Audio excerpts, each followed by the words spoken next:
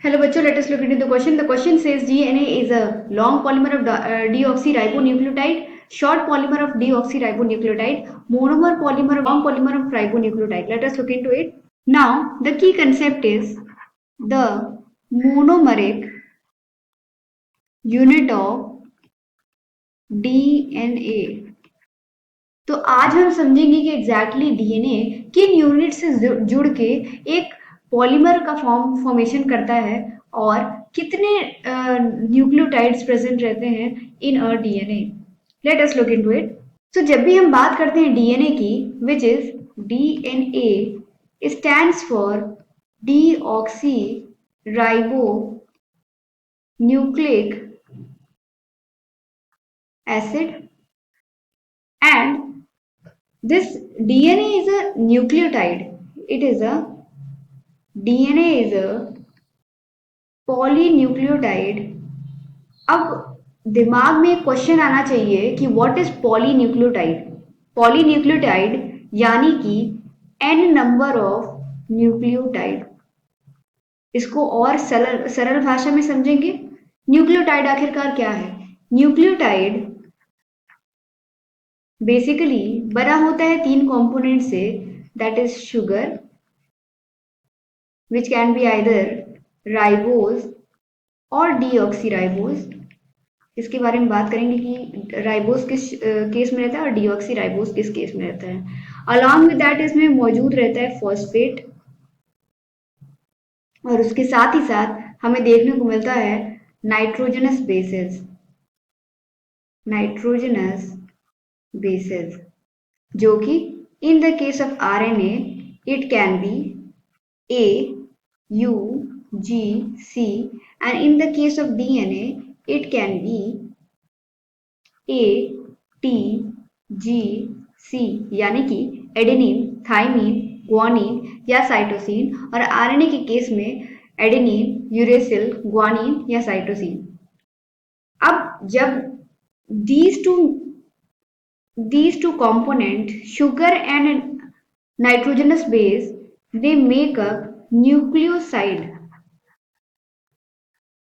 और न्यूक्लियोसाइड जब ज्वाइन होता है फॉस्फेट से तो वो फॉर्म करता है दिस न्यूक्लियोटाइड. ऑलराइट. उसके बाद हम देखेंगे कि it is a long polymer of deoxyribonucleotide और it is a short polymer of deoxyribonucleotide. So basically एक लॉन्ग पॉलीमर है. लॉन्ग पॉलीमर यानी कि इसमें काफी सारे यूनिट पॉलीमर फॉर्म करते हैं और उसके बाद एक लॉन्ग डीएनए स्ट्रक्चर का फॉर्मेशन होता है. So it is not a short polymer because it codes for several intronic and exonic sequences, and that is how the DNA is formed. Alright, we'll make a little structure to make it very clear कि ये DNA का मोनोमरिक unit कैसा दिखता है. Okay, सो हम draw करेंगे deoxyribose. This is a deoxyribose sugar. This is carbon 1 जिसपे H और यहाँ पे OH प्रेजेंट रहेगा. ऑलराइट. और यहाँ पे प्रेजेंट रहेगा न्यूक्लियोटाइड बेस, जो कि हमने बात किया कि in the case of DNA it can be ATGC.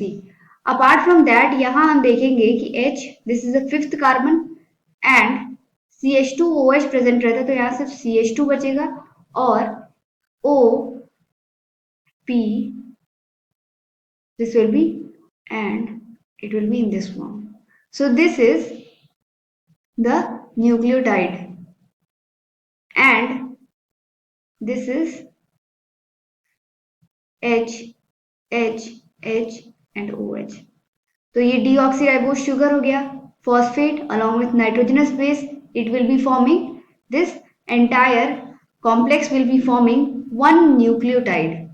And जब काफी सारे ऐसे ही न्यूक्लियोटाइड, सपोज यहाँ पे एडेनिन प्रेजेंट है, दूसरे न्यूक्लियोटाइड में ग्वानिन प्रेजेंट है, तीसरे न्यूक्लियोटाइड में साइटोसिन प्रेजेंट है, और ऐसे ही इस न्यूक्लियोटाइड वाले शुगर को, this is suppose sugar, this is sugar, suppose this is CH2O and phosphate. Now this phosphate is bonded to this and और यहाँ पे रहेगा H H H OH.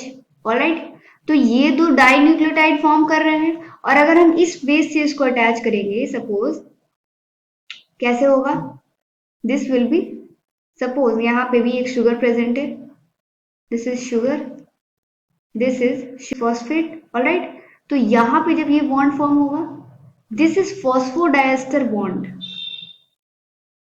This region, it is phosphodiester bond between two nucleotide.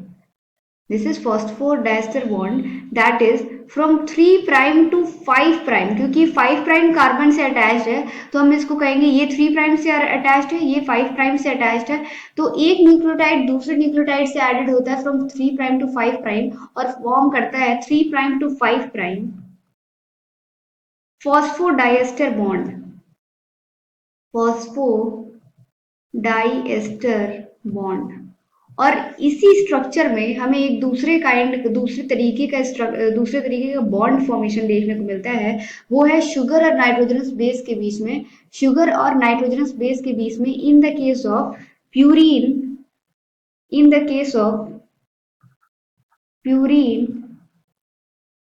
1'9 glycosidic linkage देखने को मिलता है. Glycosidic linkage. और pyrimidine के केस में विच इंक्लूड CUT, ये पिरिमिडीन के मेंबर्स हैं. पिरिमिडीन, तो उस केस में हमें देखने को मिलता है 1'1 ग्लाइकोसिडिक लिंकेज. यानी कि शुगर और नाइट्रोजनस बेस के बीच में जो लिंकेज या बॉन्ड का फॉर्मेशन हो रहा है फ्रॉम 1 प्राइम, ये 1 प्राइम है, यहाँ पे ये C1 पोजीशन है ऑफ दिस कार्बन और ये जहाँ अटैच हो रहा है 9th नाइट्रोजन से अटैच हो रहा है, 9th पोजीशन के नाइट्रोजन से अटैच हो रहा है. तो इस वजह से 1'9 ग्लाइकोसिडिक लिंकेज हमें देखने को मिल रहा है.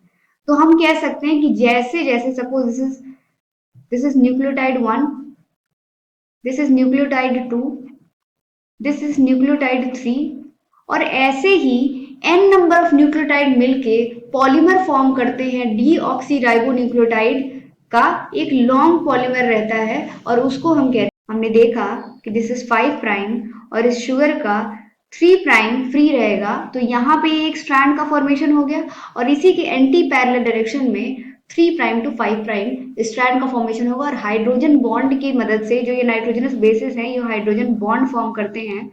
सपोज अगर G है this side, if it is G it will be triply bonded with C. If it is adenine or uracil it will be doubly bonded with uracil or thymine. So ऐसी bonding होती है, double strand stabilization होता है और DNA का formation होता है. So we can say that option A, we can now conclude it that option A is correct. Hope you all understood. All the best.